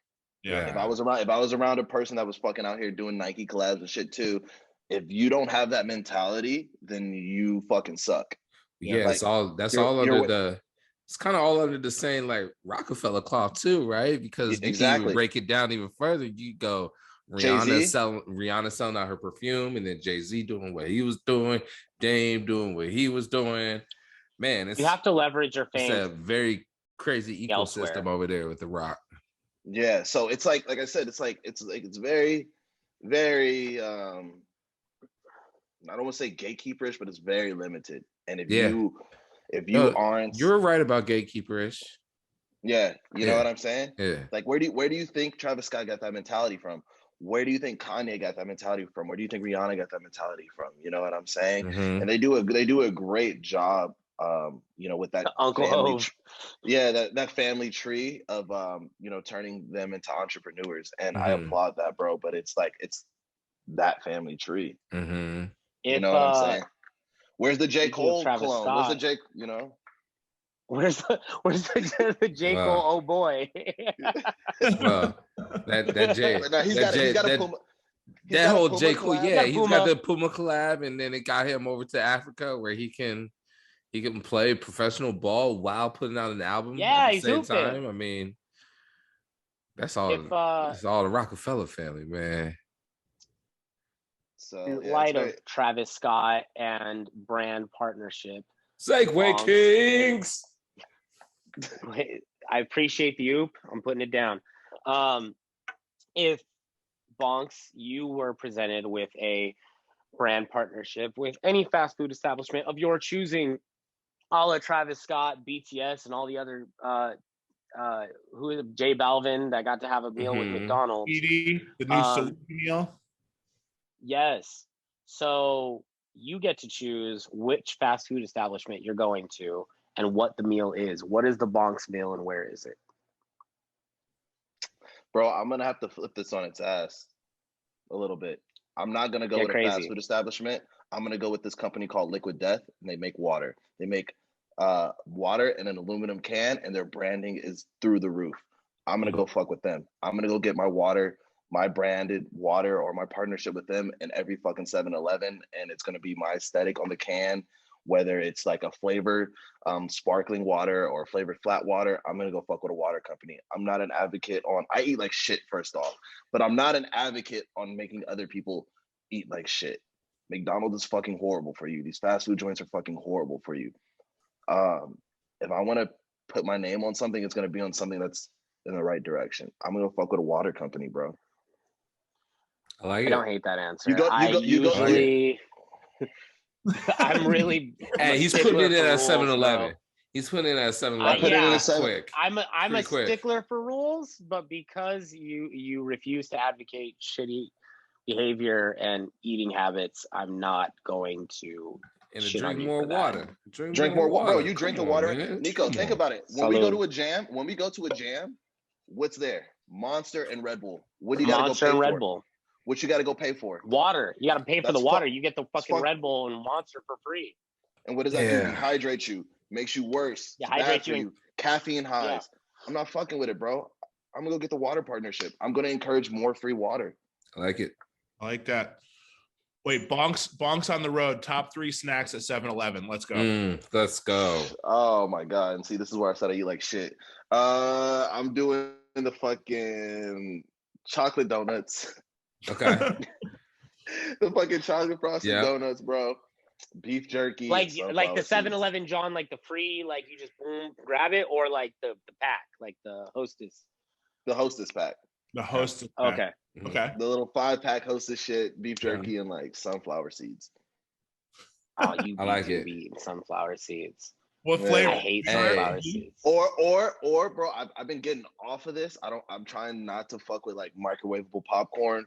But if the bus got a microwave, I might get that microwave. Yeah, popcorn, you got it. bro. You got it, especially on the bus.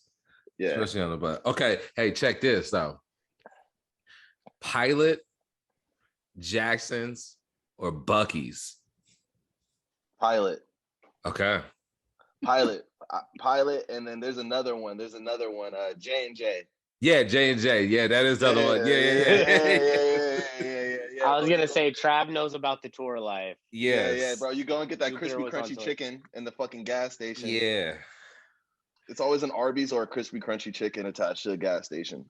Hey, how crucial is a Walmart on tour? Bro, you'll travel forever to find one. Oh my god, life. It's like, bro, a Walmart is it. Like there's been times where we parked our tour bus in a Walmart parking lot. Yes. To have access to a Walmart. Yes. So Walmart is everything.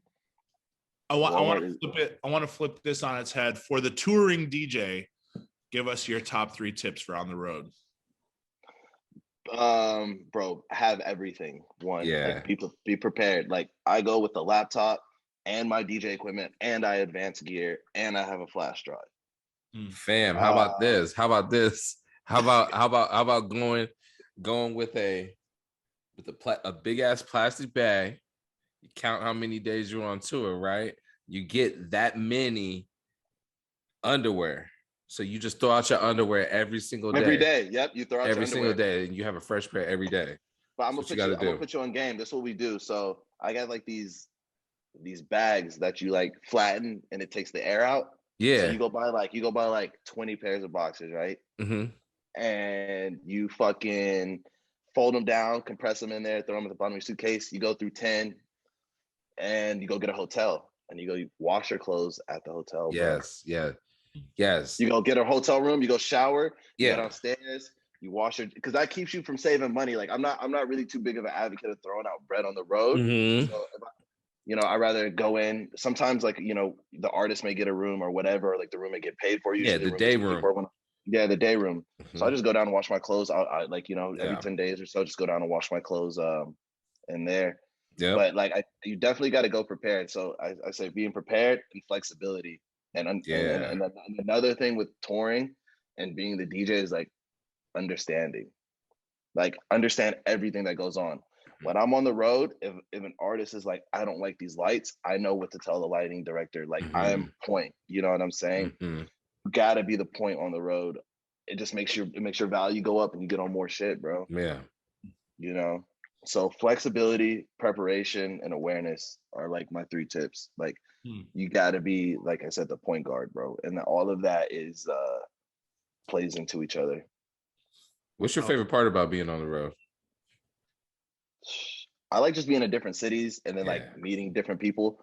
Like, bro, I was just in Utah for a festival and it literally felt like the Twilight Zone. Like, it was hella fun. There were hella cool people, hella dope artists, performance. Like, I'm working with this artist, Josiah, who's doing very, very well right now. Super talented, has a killer live performance.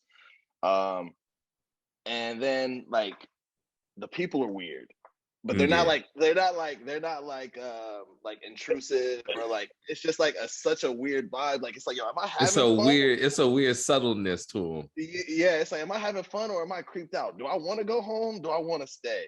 Yeah. And I think like in those moments like that are like the most fun for me on the road. Is like just being in a city and then like allowing things to happen based on that city. Yeah. And just meeting new faces and just like the networking. I'm very, very like network heavy.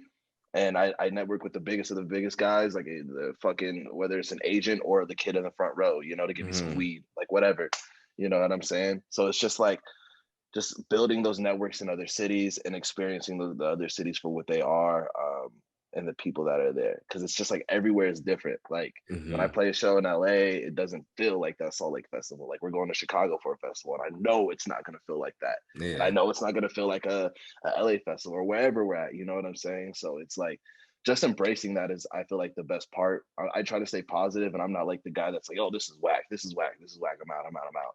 I just more like to embrace what it is for what it is and try to find like the best in it, because like at the end of the day, bro, this isn't forever. You know what I'm saying? These experiences aren't forever. And so whatever I can help create or take advantage of or appreciate on the road, that's what I'd like to do. I want to switch it again and talk about home time. Bonks is at home. Bonks is in Vegas. Give us a Bonks Vegas tour, the night out. I'm talking dinner, where you're going to dinner, where you're going out, and then where the late night spot is. Bro, you're asking the wrong one for that, because I only go out to see my homies. Okay. Like, was that somebody's alarm? Is that me? You said the keyword homies. Yeah. So when it comes to me, like I'm a homebody, and I just recently moved to LA just to hone in more on work and be like more accessible to artists. So when I'm at home here in Vegas, and when it comes to going out, I'm either going out to like link with Nico, or I may have like a DJ friend playing Excess. I spend a lot of time Excess. Before COVID, I was at Chaos a lot. Had friends playing there, so there was like a summer of just being at Chaos. Shout out. So there was that. I think everybody just had a summer chilling. Yeah, there was a summer. Just one summer.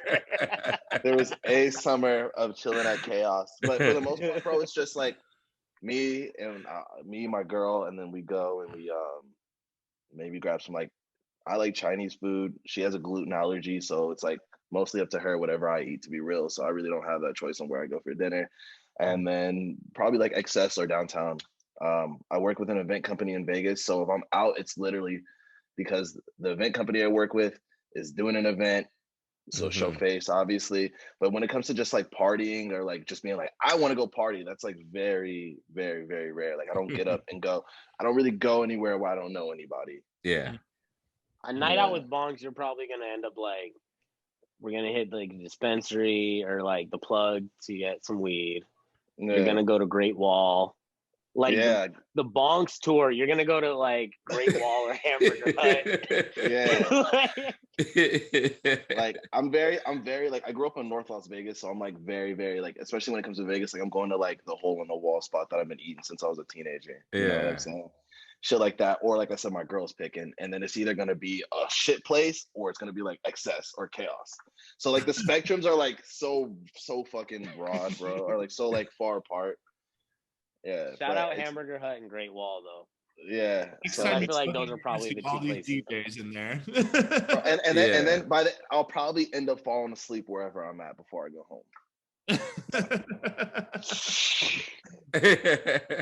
So it's like it's very interesting being it out with me. You know, like I'll be at a place, it'll be everybody be having a blast. And I have this issue that I've been like trying to work on where like I just be content, like I just be kicking it. People be like, what's wrong? What's wrong? What's wrong? What's wrong? So it's like, I don't know, man. It's like I'm having fun, but I'll always be chilling, and then I may fall asleep. So that's what a night with me is. That could be. I was telling somebody this. fantasy. I was telling somebody the story of when we lived together, and this was back when I was still drinking, and I don't know where I think we were at like a Tuesday blend or something, and we were hanging out together. You've been sober forever. Well, not sober, but you haven't drank for like you've never been a drinker because of your allergy or whatever. And but like always been a smoker. Anyways, we're hanging out at the Tuesday blend. Shout out to all those guys. And you leave early. I don't know why. I don't know. And drunk me didn't like it because he was too chill. He was content. I think he fell asleep somewhere and he left, took off, went home. Drunk me comes home and I'm hot about it. I don't know why. And we get into like a big fight. Like Mumbles is breaking us up. Bonk throws a chair at me.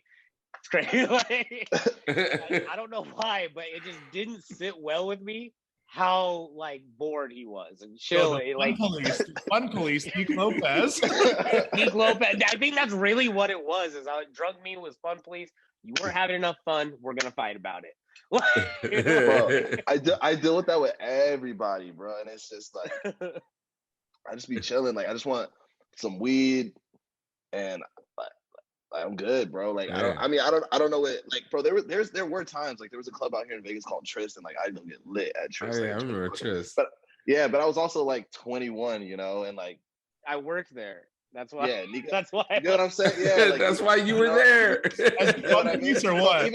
Even I wasn't even like even there. I wasn't really even seeking the fun. It's just that like my nigga worked there, and then like we have friends that work there. Like our homie Means worked there. You know, like everything I do is like always centered around like gonna link with the homie more than me being. I will never ever be like sitting here and be like I randomly want to go out. Yeah. I don't know it. I love the idea of Neek being the Vegas fun police, going around from club to club, being like, I don't like the way you're sitting there. You need to get up. Get up right now. You shake that ass. You shake that ass. You sit there. Don't be sitting on your ass. You need to shake that ass. Neek pouring drinks for people. Be like, are you drinking too? Like, no, I'm the fun police. That's all I do. Bro, people get so for you, hot, actually. man. They're just like, what the fuck is wrong with you? Like, you're such an asshole. And I'm like, bro, like, come on. Like, I'm having a great time. This is just how I display it. I'm having a great time. I just go to sleep. Bro, I was in a studio session the other day. I'll tell you this, bro. I was in a studio session the other day and I had to take a nap. I take a nap everywhere. I came back, niggas had hits. So it's like, I trust the process, bro. I just trust the process. Niggas got hits. Ruben over here. That's funny. Oh man, I came back. Niggas got hits. You know what I mean? Like, I'm a very, very, very trust the process guy. You know what I mean? Like, whatever's meant to be, whether I'm sitting right here or sleep on the couch in the other room for 45 minutes, it's gonna get done. So, you know, it's balanced. That's so funny. I want to talk about new music. We have a lot of DJs that listen to our podcast, obviously, a lot of producers. There's this age gap, there's this generational gap now, and I'm sure you hear it all the time. There's no new music. I don't like any of the new music, blah, blah, blah. What would you recommend and you can feel free to throw out artists or songs or whatever. Go ahead and throw out a list too. To bridge that gap where you're like, yo, it's right here because it is there. If you want to share some names and be like, yo, this is that shit. Y'all just aren't giving it the time it deserves. All right. So with me, I have like the music palette of a 60-year-old man and a 14-year-old boy, bro. So like, I'm listening to some shit. If I put it on for you, you're gonna be like, what the fuck? Like, what the fuck is this? So for example, let me see. As far as bridging the gap goes, when it comes to DJs and producers, is like, bro, music is for the kids. Like, it is. That's what moves things. That's what moves records is youth. Youth moves records, bro. Youth, and not your grumpy old man mentality of wanting to play fucking classics or what you define as like real or whatever. You gotta continue to listen to music as if you were 16 years old. That's what bridges the gap. If you want to be productive in this shit and you want to have longevity in this shit, you gotta reach down to the youth, bro. You gotta go. I hang out with 19-year-olds all the time. I'm 29, bro. I'm hanging out with people that are 10 years older than me. I mean, 10 years younger than me. You know what I'm saying? Because that's how I stay hip to shit. If I remove myself from that, I'm just going to be some grumpy old dude that has no idea what's going on. So to bridge the gap, it's just look at what's new. There's what, like 3,000 songs or some crazy number of songs that comes out every day.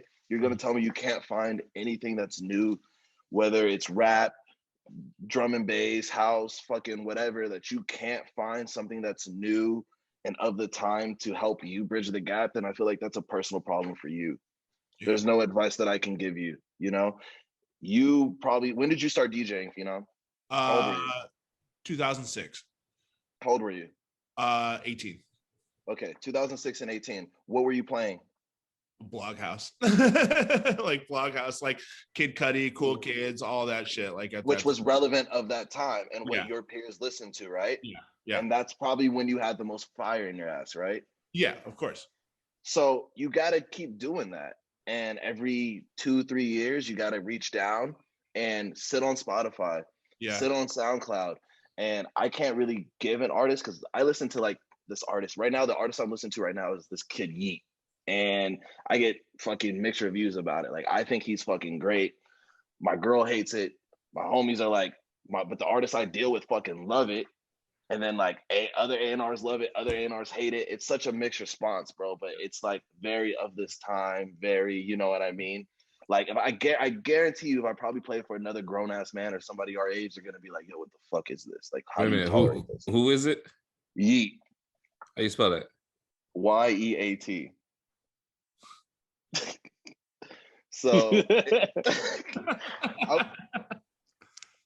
you know, like I'm fucking, like I said, I'm 29 playing shit like this at shows, you know, but you would expect me to play like the Cudi and the fucking Kendrick Lamar or blah, blah, blah, or whatever.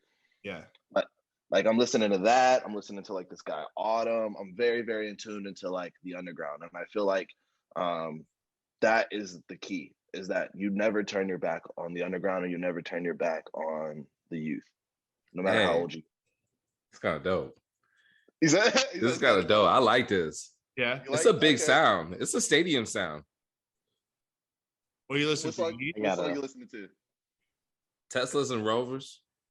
Nah, you gotta listen to Fuck It. To Fuck It? Yeah. All right, hold up.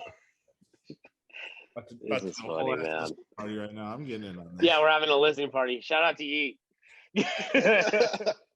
Like, I'm listening to like Mad Ox, bro. I'm doing like, I had a studio session with him. This kid's 16, you know? I feel like that is the key. I can't believe Mad Ox is 16. Yeah, bro. He's had like almost a full career. Yeah, like he was. What was his first song? What was the first one when he was a kid? It was he had like the fidget spinners and shit. Like, I can't remember, bro. Yeah, with the fidget spinners. Yeah, that song was fire. Yeah, but he's in his bag, right? You know, like right now, I feel like he's literally going to be next up, one of the guys that are next up. Like, he's 16, and in 2 years he'll be 18, and in 4 years he'll be 20. And you're gonna tell me that a 20-year-old's not gonna know what's going on? You know what I'm saying? Like you attach yourself and look at shit like that, because all these guys have is time, right? They have way more time than you and I. They have way more time than other artists that have come on. They have time to find themselves. They have time to fail and get back up. And that's kind of where you want to focus. That's why I said, like, just guys, and whether it's Maddox being 16 or new guys, it's just that you have to stay relevant, and that's the key. So like I said, I'm listening to Yeet, but then I also listen to like mad Nigerian music. I listen to mad. You just have to consume music and not be stuck in your ways, and I feel like that is the middle ground. Like literally get on SoundCloud and go listen to some shit that you would not listen to. Go listen to shit that you may find is whack, because you may find something that may change your opinion on that opens up another gate for you to have that connection with that sound to stay relevant. You know what I'm saying? Yeah. So that's like my thing to that. Like I recommend people go listen to like who else am I a really big fan of? Let me look at my Spotify, bro. Let me see what's popping on my Spotify. But that's crazy. You guys are fucking with the Yeet, bro. Travis, you watching Egyptian Lover video still? I see you looking up. No. No, I'm watching What If. A good artist. Oh, what a good question or a good connection is I listen to Quelle Chris. You guys are fuck with Quelle Chris. Quelle Chris? Quelle Chris. I think that's a good bridge for like someone that's more on the like traditional side of hip hop that could come down and fuck. Quelle Chris has been around for a while. How you spell that? Still Quelle, and then Chris, traditional spelling. Okay. So you just have to be open. Like you have to listen to music with other people's ears, and I feel like that is the best trait that a DJ could have. It's not about you, for sure. It's about moving that crowd. If you want to have a gig, if you want to have a fucking job, it's not about you. Yeah. Ski Mask was the last one that did it for me, where I heard Ski Mask and I was like, this shit is so dope. Bro, he's this era's Busta Rhymes. It's a good way to put it. He's this era's Busta Rhymes. I've been around Ski for years. Like I met Ski probably 2016. And like I saw that whole progression from just like the SoundCloud shit to him getting signed to the transition of putting out his first project. Like I've like witnessed that. Like either whether or not like I was directly with him, he's a friend of mine. And like I've had him in Vegas, bro. There was a time, let me tell you this story. There was a time before Ski Mask was big like this, we went to Dre's and they would not let us in. He got into it with the Dre security. I was like, yo, this is my friend Ski Mask. I knew somebody there, and they were like, nah, he doesn't fit it. He can't come in here. Like basically off of his look. Probably like 3-4 months later, bro, he blew the fuck up. 2 months later, he blew the fuck up. He made a tweet and it got so much backlash. Dre's had to block this nigga, bro. What? Because people were going into Dre's ass about not letting him in the club, and they just didn't get it. They disconnected. They don't care to get it. I'm probably the same age as the nigga at the door, and you don't get it. You get what I'm saying? So it's like, that's on y'all. Yeah. You know, just like situations like that, bro. Just be aware and just keep going down. Keep going down. When you feel you're too young, and I know it feels weird listening to fucking, kids and shit, but it is what it is. Like right now, there's this artist. His name's Baby Santana. He's 14. Oh yeah, Okay. Yeah. So, listening to Baby Santana, it's like, the fuck, like, for me, I'm just like, yo, this kid's talking about shooting niggas, smoking weed. I'm like, bro, is this okay? You know what I'm saying? But I get it. And I gotta respect it. You know what I mean? And I gotta see it for what it is. It's not for me, but I had to learn to appreciate it. Hey, is CJ done? CJ, yeah, I don't know. I was never a fan of that, bro. Yeah. I was never a fan of that. I'm a fan of New York drill. Yeah. And like what New York has going on, I've actually been listening to a lot of New York music. There's a guy out of there named B-Love that's doing stupid numbers. Another guy named Kalik that's out of there. I don't know if I'm pronouncing that right.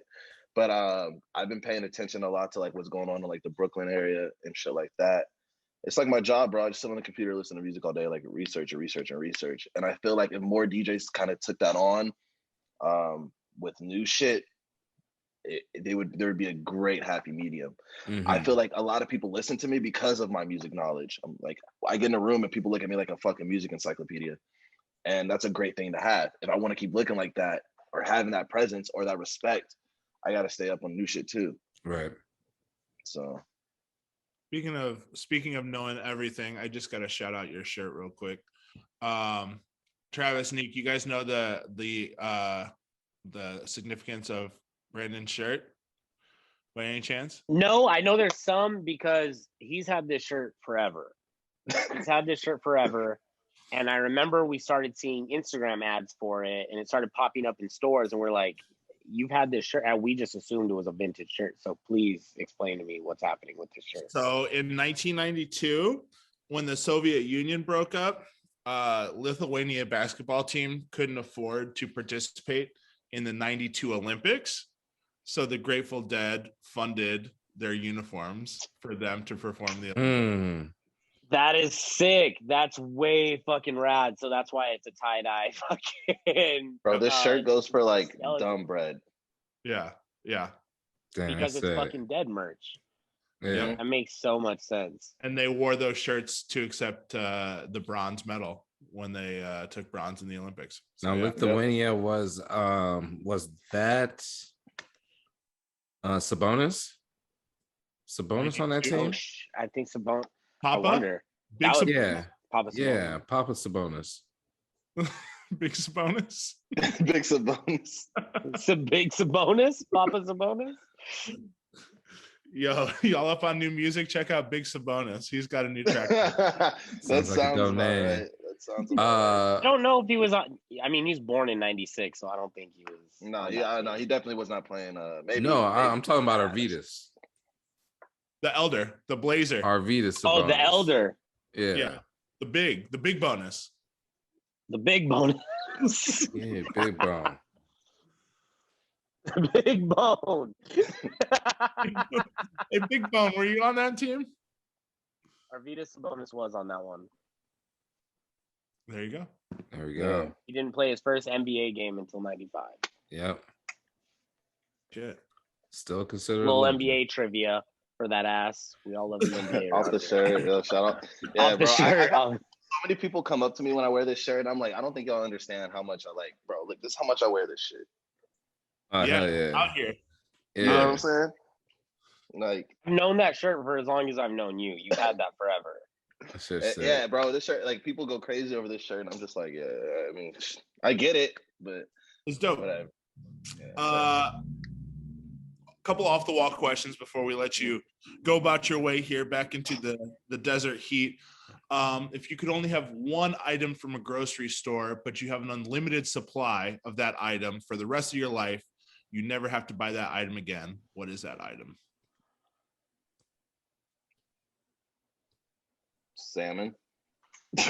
Unlimited salmon. It's not a bad thing to have. Salmon's You know what I'm expensive, bro. Salmon is expensive. Salmon's not cheap, bro. Salmon. Man. I was gonna say steak, but then I get mad fat, bro. Yeah. You know? Salmon. That's a good that's a good pick. Low on the calories. Salmon's not you know bad. what I'm saying? You can dress it up a couple different ways. I'm gonna get that free salmon all the time, bro. Hey, you're stranded on an island. You only have one album to bring, one album only. What album is that?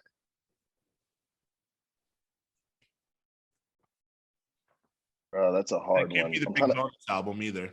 Yeah. trying to think what I listen to front to back all the time. Probably "Welcome to the Hell Zone" by Bobby Raps and Corbin. Oh man. Okay. Yes. I can listen to that I don't front know to that back. one, dog. I have never heard that. Let's go. I don't know what the fuck that is. Or no, it's Brandon. called Couch Potato. The album is called Couch Potato. There's a song on there called "Welcome to the Hell Zone," but the album is called Couch Potato by Corbin and Bobby Raps. Bobby Raps is probably my favorite artist. Really? Okay. Bobby Raps, I can listen to him all day. I was on a flight yesterday and I listened to his album 3 times. Damn. He writes for Future. He does shit for everybody, bro. He's like an industry multi-tool for sure. And his shit's bangers, bro. He's so a creative genius, and it feels so real. Like, it just feels so real. Yeah, I am definitely gonna be diving into that after this. let everyone listening know what you got coming up, what you're working on. I know you got your hands in a bunch of different pots right now, but share whatever you'd like the people to be up on. Yeah, so I'm just working, developing my artists, building my artists, continue to push them. I'm working with 4 artists right now: Zodiac, Coy, who's from Huntsville, Alabama, and makes music in his car. Mm. He fucking will pull up to my house. I have like a $150,000 studio at my crib, and this kid will pull up and be like, "Can I sit in the driveway and record and make a fucking bop in my driveway?" Well, I love Alabama rap. Hey, So, wait, he's wait a minute. he's a white kid from Alabama, bro, and he make it like he started as a rapper, but he's more of an R&B singer now. Koi, What? Koi, KOI? yeah, Yeah, him. And everyone should go down that Huntsville rabbit hole too, because Huntsville, Alabama has That ain't him, right? nah. Look up Koi and then type in like big after it. Who else is down there in Alabama? Jackie Chain. Yeah, People forget. Diplo did this whole mixtape back forever ago. That was all Huntsville, Alabama rap. yeah. He's from That's let me him. see. Yep, that's him. Dope. So I got Koi, and then I'm working with another artist, Tux, who's more into the rock lane at the moment, and then Jax, who is Tux's best friend, who is more like the Don Toliver, darker, deeper R&B hip hop lane. So working with them. Tour manager right now. I think the next stop with Josiah is Chicago for Lyrical Lemonade Summer Smash, which is like a pretty big festival. And then yeah, bro, I take it day by day. I don't have any tours planned out right now, but I'm definitely like trying to figure that out before things pop off. So I'll probably end up on a tour. Hopefully, maybe, possibly, don't know until it happens. But just right now, I'm more focused on just being locked in the studio. So just like check out Zodiac, Koi, Koi, Jax with 2 X's, JAXX, and Tux with 2 X's, TUXX. And just like locking in with my guys. I think I'm at a point in my career where I'm chasing a platinum record, bro. And like that's where my focus is. Like it's like right there. I can grab it, I can see it. I've been in sessions where platinum records come out of. I'm chasing a platinum record. That's what's up. Damn. Craziest studio session you sat in where you're like, this is going to be huge. Damn. I would say like not necessarily a set. I've been in multiple sessions, but like I would say like working with Ian Dior was very, very, very interesting. I was there from like very, very early in the process. Multiple sessions, toured with him multiple times, and I think more than like a particular session, that entire process was crazy. Yeah.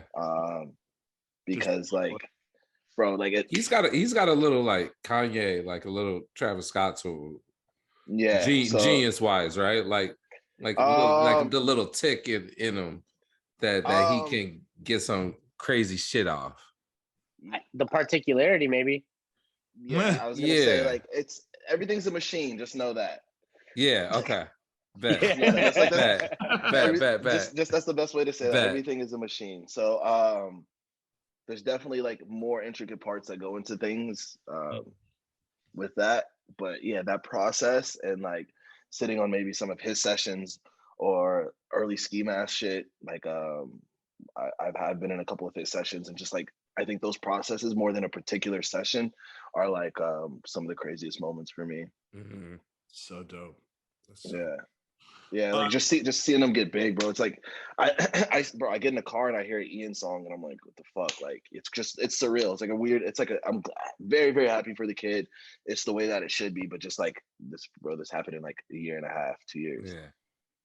Yeah, I'm sure even watching like Cole Bennett blow up and stuff like that is just like holy like to Lyrical Lemonade now, where that's just like that's it. Like that's the platform for all of those artists. Like that's fucking dope, man. Yeah, I was in a pretty crazy session a couple of weeks ago, and hopefully the song comes out. But it was a pretty stacked session. It was Josiah Midwest, who's an up and coming artist that's killing it. He's super good. He dabbles in this hyper pop lane, but he's like also like a rapper. Who else was there? Maddox. Who else was in that session? I feel like I'm forgetting somebody. Denzel Curry, Josiah, Maddox, Midwest. Yeah, so those 4. And that was a pretty crazy session. My homie Spock, shout out Spock. So like if that song comes out, I feel like that's gonna be a pretty crazy record. So yeah, we'll be on the look for that, man. Let people know where they can tap in with you on social media. If you have any DJ gigs coming up where they can come see work or anything in general. Yeah, so my socials are Brandon No Good across the board. Brandon, like traditional spelling, and then No Good, all one word. And like I said, I'm more on the behind the scenes bag right now. So the DJ shit's on the side until somebody's ready to come pay me for it. And I hit the road again. So shit. Right now I'm in my own bag chasing a little bit of different things. So the DJ shit is a little bit on pause. But yeah, Brandon No Good across platforms, and I will probably be ducked off in my house or in a studio session somewhere for the next few months. So oh yeah. Well, we appreciate you sitting down and take the time with us, man. I know you got a lot on your plate right now. Brandon Bonks, make sure you guys go check him out on social. Follow him. Follow his journey as he's working with all of your favorite rappers and some you don't even know are your favorite rapper right now. A lot bubbling. I like that a lot. Gentlemen, anything we need to add on to this before we dip out? No, stay cool. We talked about the De La. We talked about it being hot AF. Drink your fucking water, man. It's hotter than fuck out here. Yo, everybody, go get hit to Liquid Death. Liquid Death. Liquid Death. Yeah. Yes. That's, if you don't drink, Liquid Death is your jam because you can be in the club with a can of that and it looks like you're drinking something else. Bro, it's the best finesse. It's the best. Like if you're not trying to get drunk, you just keep a can of Liquid Death and everybody thinks you're getting turned and everybody questions you and you don't look like a weirdo. Yeah. I don't drink a lot, bro. And so like people are always like, you don't drink? Oh, why don't you want to just get my can of Liquid Death, bro? And it looks like I got a Modelo. Chilling. Yeah, man. Yeah. That'll stop me from cussing out people at the club too when they ask me about it. So yo, it won't stop Neek from getting on your ass though. That won't stop with me. That was a different time. That was a different time. No, it won't. Definitely say goodbye to Neek too. Yeah. he don't like when you skip out when you do Irish goodbyes. Yo, I don't like it. I'll come back to the crib and I'll address it. Yeah. Even though a chair will be thrown at him, he'll still address it. I'll still address it. I'll wake your ass up. Why did you leave? He tossed a chair. He's like, why do you care how much fun I'm having? Why does it matter? Yo, also, I want to put you guys on game on another artist before I leave that I think that you guys would really, really fuck with. His name is Surf. Surf. Look him up. Yeah, my money's on this kid right now. Surf, like Surf. Yeah. S-I-R? Surf. No, Surf. Oh, like Surf. S-U-R-F. Surf. Oh, Surf. S-U-R-F. Also, before you leave, you have to contribute to the playlist. You get to put one song on the 5 on 5 podcast playlist. Let me see what's on your guys' playlist because I'm about to fuck it up. I don't think it's public yet. Okay. I thought I made it public. Did I not make it public? Did you? I don't know. I haven't received the link. So what we're gonna put on there, let's put let me see. Let's put on Why I Did by Bobby Raps.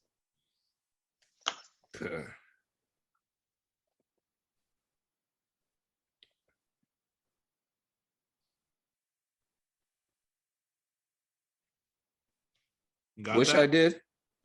No, is it Wish I Did or Why I Did? I think it's Wish I Did, yeah. Okay. That project just came out like not too long ago, and like I think it's great. I think it's fucking great. You guys should listen to that on your free time as well.